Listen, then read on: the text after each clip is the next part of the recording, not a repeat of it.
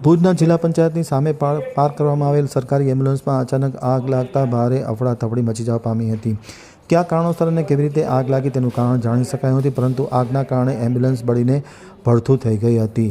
ભુજના સૌથી પોશ વિસ્તાર ગણાતા જિલ્લા પંચાયત પાસે આજે બપોરે 12:30 કલાકે અચાનક પડેલી એમ્બ્યુલન્સમાં આગ લાગતા ભારે અફડાતફડી મચી જવા પામી હતી. સરકારી એમ્બ્યુલન્સમાં કયા કારણોસર અને કેવી રીતે આગ લાગી છે તે જાણી શકાયું નથી, પરંતુ બે તરફ આગળ અને પાછળ બંને જગ્યાએ આગ લાગતા ભારે અફડાતફડી મચી જવા પામી હતી અને ટ્રાફિકથી ધમધમતા એવા જિલ્લા પંચાયતના સામે સૂર્યમંદિરની નજીકમાં પાર્ક કરેલ આ એમ્બ્યુલન્સમાં આગ લાગી હતી. આગ લાગવાના કારણે એમ્બ્યુલન્સ બળીને ખાખ થઈ ગઈ છે. તાત્કાલિક અસરથી ફાયર બ્રિગેડને જાણ કરવામાં આવતા ફાયર બ્રિગેડ ઘટના સ્થળે પહોંચી અને આગ ઓલવવાની પ્રક્રિયા શરૂ કરી દેવામાં આવી છે.